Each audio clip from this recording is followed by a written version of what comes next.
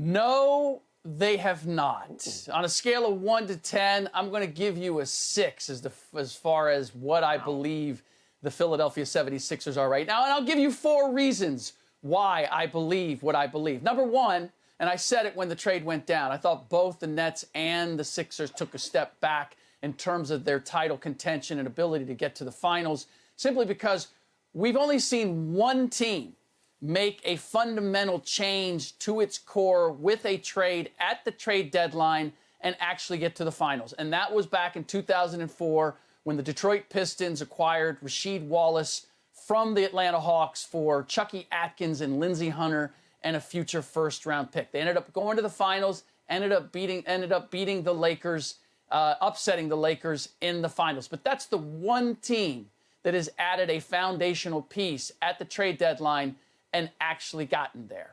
2, teams that get to the NBA Finals have a top 5 net rating in the league. And right now, there are 4 teams in the Eastern Conference with a better net rating. What that means is just the balance between their defense and their offense and how good those parts of their team are versus the rest of the league. The Cavs, the Celtics, the Nets.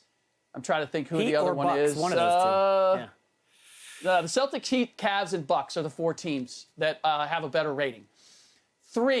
Number 3, another reason I'm deducting a point from the 10, is Doc Rivers.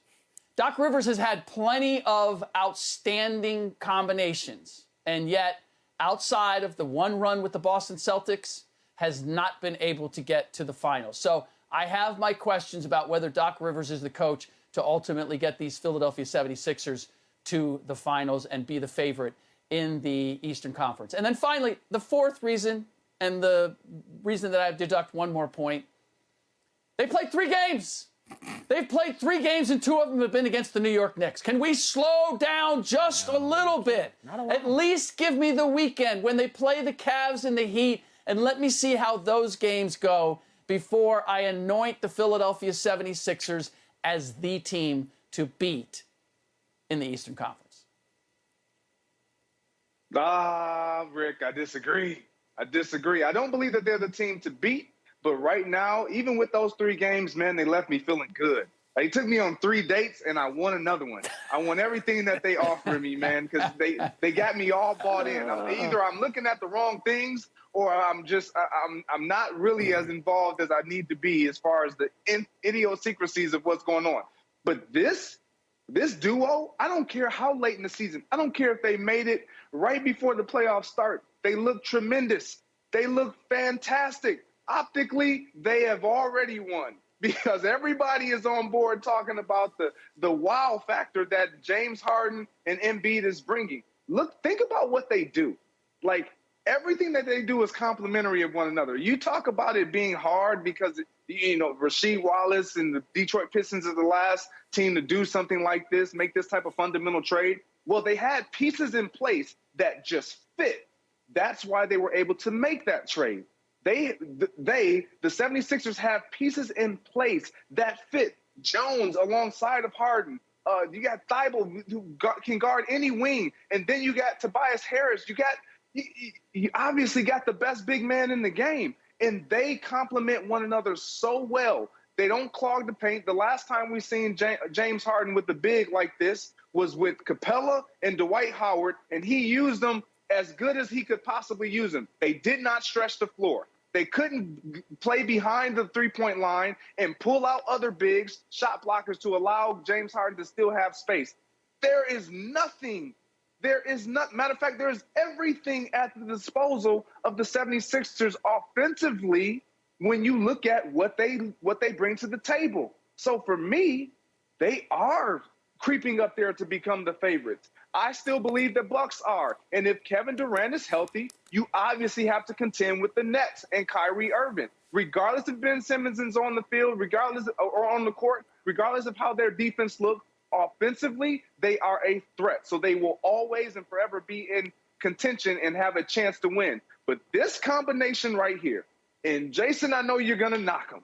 This combination has been spectacular in 3 dates that they have taken me on. I want a 4th. I want a fifth. I don't even care what they offer me. I've seen enough, and I want it all. Yeah, Greg Jennings is like the guy who, after the first date, goes and tells his boys, this is the one. This is the one I want a wife. And after date 2, he's ring shopping. He's like, I got to put a ring on it by date 3. Like, Greg, let's slow down. Now, first of all, I do want to address it. I'm not putting a ring on it. I'm not putting a ring on it, but I'm looking for other types of jewelry. Well, I'm definitely searching for other types of jewelry. I'm choking here. Well, in the immortal words of Denny Green, if you want to crown their ass, then crown them.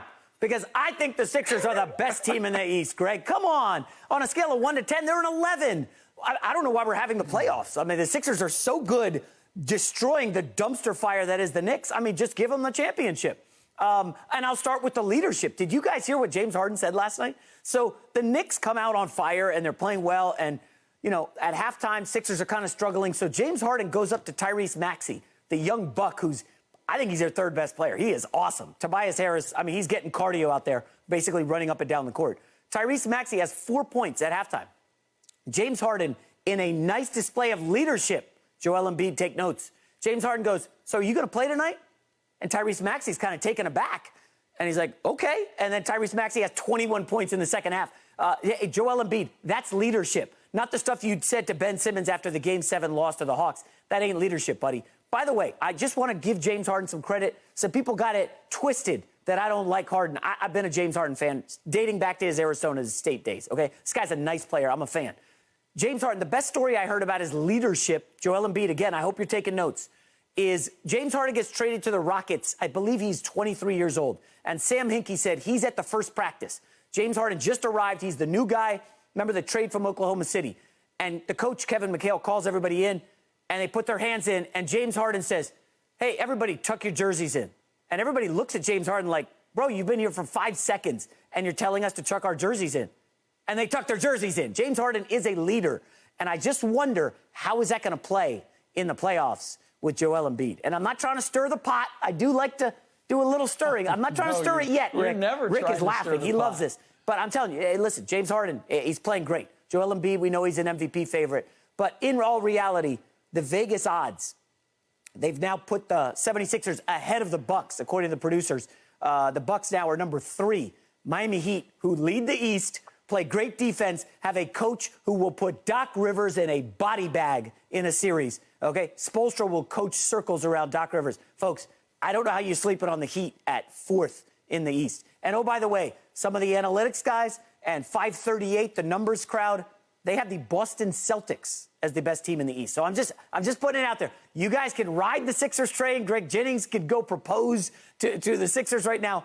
It's a long way away. I still have them losing in the first round, probably to the Boston Celtics if it's 3-6.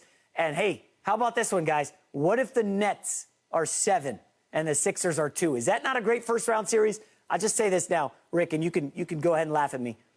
The Brooklyn Nets are going to be the most dangerous 7 or 8 seed in the history of the NBA, because that's what it's shaping up as. Looks like they're going to be in the play-in. Kyrie, KD, Ben Simmons, they're coming out of the East. J-Mac, pick a side. Pick a side. You just said the Philadelphia 76ers are the most dangerous team. I was joking. That was sarcasm. Come on. And then you give me 3 minutes on how the Brooklyn Nets are going to be this dangerous. They're going to be the next New York Knicks from 1999, being a lower seed and going to the finals. So who are you siding with here? Who are you going with? I was joking. I'm not riding with the Sixers. Okay. You're not riding with the Sixers. Okay. Look. Greg, I'm with you in that I want to see more of this. I am loving watching James Harden and Joel Embiid play and show their best selves together and how it has fired up that entire Sixers team. They clearly are enjoying James Harden coming to town, and I want to see more of it. I love seeing this. It's great basketball. How long it's going to last and whether it can get them to the finals, that's where my roll slows. And J-Mac, James Harden and leadership, and what a stand-up guy he is. Yeah, he's a leader until he's not. I mean, come on. This is the guy who decides, I'm going to get fat and sit down because I don't want to play in Houston anymore, because it's not worth my time. I'm going to, in Brooklyn, same thing. I'm going to get fat and sit down because I decided I don't want to play in Brooklyn anymore. That's not, I don't equate that with leadership. Hey, tuck your shirt in. I could say that. That doesn't make me a leader. Look, James Harden, when times are good, can be everything you need him to be. The reality is the times aren't always good. And that's when your leader needs to stand up. That's when your leader has to say, we're not giving in. We're not jumping ship. We're not going in another direction. We're going to stick together and we're going to figure out how to make this work. That's not something that Doc Rivers was able to do with Ben Simmons and Joel Embiid. And that's not something that James Harden has decided to do, maybe ever in his career. So the idea that when things get tough, and they're going to at some point, maybe even this weekend for the Philadelphia 76ers, I need to know who the leader is going to be. J-Mac, you just said Joel Embiid doesn't qualify for that. You're counting on James Harden being the leader of this team and leading them to the finals.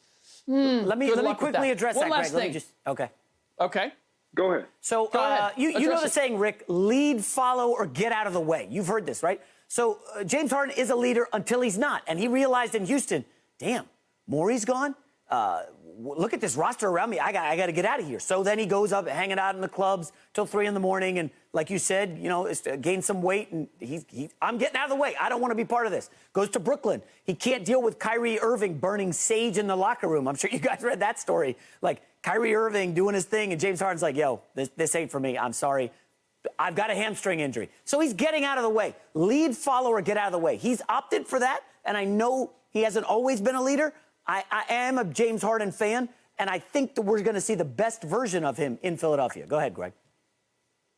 Well, what I was going to say to Rick's point, when it comes to their leadership, when leadership is needed most and when it's expected to show up in its most prevalent form is when the pressure is at its highest and the stakes are at their highest. And that's in the playoffs. That's in the postseason. And where we've seen both of these individual stars struggle is in the postseason.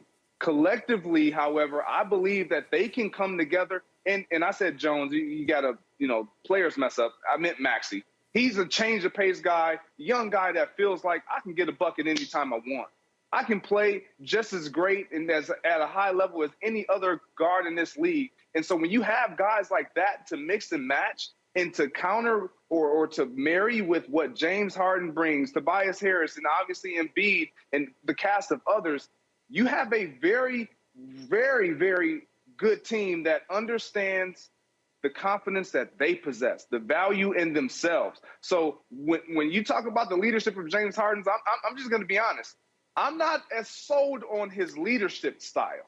I'm not as sold on his leadership skills, because when I need my leader to be the most important player and in the most important moments, I need to not only hear it, I need to see it in action when our backs are against the wall. And James Harden, when he was by himself in Houston, I did not see that come out. Yes, I know we want to talk about CP3 when he had him, but when CP3 went down, it all came back to a head when James was out there by himself again, and the pressure just seemed to swallow him up. I don't believe that to be the case this year, because he has a guy like Joel Embiid who has this charismatic, I don't care, I'm the best in the business right now going for him. And that, in my opinion, has the ability to surmount them past whoever their opposition is. A first round out, I just don't see that happening. Unless they have to face the Nets possibly in that first round. But I don't see that happening now. Look, this is a reasonable argument. And I don't know if you guys saw, The Ringer did a piece about just how electric and amazing the pick and roll with Joel Embiid and James Harden has been. Analytically off the charts. Amazing. And it has been great to watch. And pick and roll is really is the heart of most teams when we get to the postseason in particular. It becomes a two-man game and everybody playing off it. And right now the Sixers are making the most out of that. But there's my issue with the piece, as good as it was. The only people quoted in it were Tyrese Maxey and Joel Embiid about how amazing this pick and roll is. You know what we didn't hear from? We didn't hear it from any opposing scouts or coaches or GMs or anybody facing it to say, you know what? Man, that pick and roll, we don't have any answers for that. Or that's going to be a problem. That's what I need to see and hear, which is seeing that pick and roll, seeing these Sixers go up against some of the best teams in the league. Not the New York Knicks. New York Knicks do, sorry, Knicks fans, that the New York Knicks don't qualify for that rating. I need to see them against the Cavs and the Heat and the Bucks and the Celtics, and how that pick and roll works and how their defense works. And yes, I know that up to this point, the Sixers have beaten some of those teams. I need to see them beat them with this iteration of the Sixers. And then I might I might have to raise it from a 6 out of 10. Sixers Heat, I believe, this weekend. I'm stoked for it. Thank you for watching. You can subscribe here to get the latest from the show, and be sure to check out more of the best clips from Undisputed, or go watch a few other segments from our other shows on FS1.